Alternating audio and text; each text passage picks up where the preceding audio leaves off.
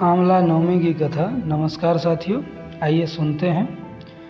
एक राजा था, उसका प्रण था वह रोज 1.25 मन आंवले दान करके ही खाना खाता था। इससे उसका नाम आंवल्या राजा पड़ गया। एक दिन उसके बेटे बहू ने सोचा कि राजा इतने सारे आंवले रोजाना दान करते हैं, इस प्रकार तो एक दिन सारा खजाना खाली हो जाएगा।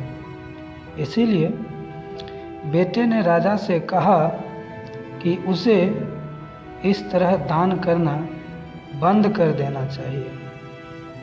बेटे की बात सुनकर राजा को बहुत दुख हुआ और राजा रानी महल छोड़कर बियावान जंगल में जाकर बैठ गए। राजा रानी आंवला दान नहीं कर पाए और प्रण के कारण कुछ नहीं खाया।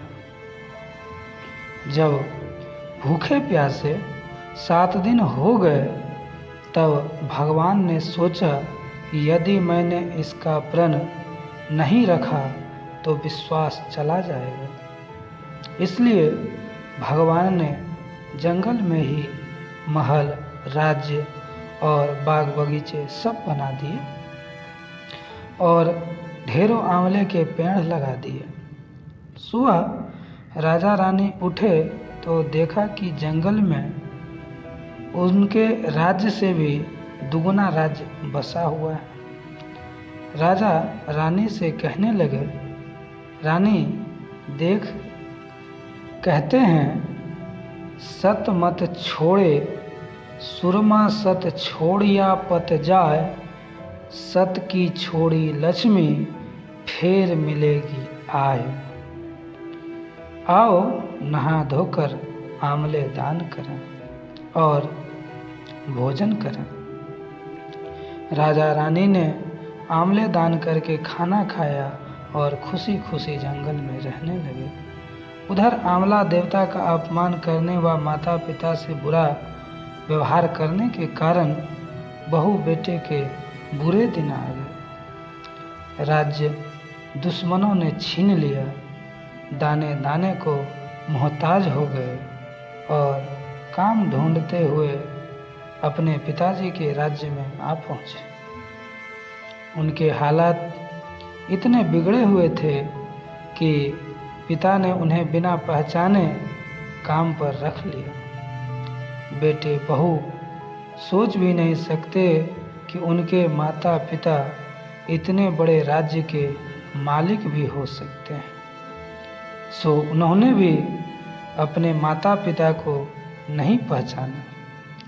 एक दिन बहू ने सास के बाल गूंथते समय उनकी पीठ पर मस्सा देखा। उसे यह सोचकर रोना आने लगा कि ऐसा मस्सा मेरी सास के भी थी।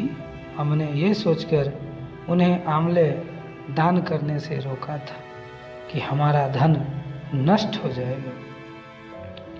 आज वे लोग न जाने कहाँ होंगे। यह सोचकर बहू को रोना आने लगा और आंसू टपक टपक कर सास की पीठ पर गिरने लगे। रानी ने तुरंत पलटकर देखा और पूछा कि तू क्यों रो रही है। उसने बताया, आपकी पीठ पर जैसा मस्सा मेरी सास की पीठ पर भी था। हमने उन्हें आंवले दान करने से मना कर दिया था, इसीलिए वे घर छोड़कर कहीं चले गए। तब रानी ने उन्हें पहचान लिया, सारा हाल पूछा और अपना हाल बताया। अपने बहू बेटे को समझाया कि दान करने से धन कम नहीं होता बल्कि बढ़ता है। बेटे बहू भी अब सुख से राजा रानी के साथ रहने लगे। हे भगवान, जैसा राजा रानी का सत रखा वैसा सबका सत रखना। जो भी इस कथा को पूरा सुने हैं उनके सारे परिवार को सुख रखना। ये कथा आपको कैसी लगी अगर अच्छी लगी हो तो चैनल को अवश्य सब्सक्राइब कर लीजिए। आपको इसी तरह का अनेक वीडियो बिल्कुल निःशुल्क सुनने को मिलेगा। बहुत बहुत आभार।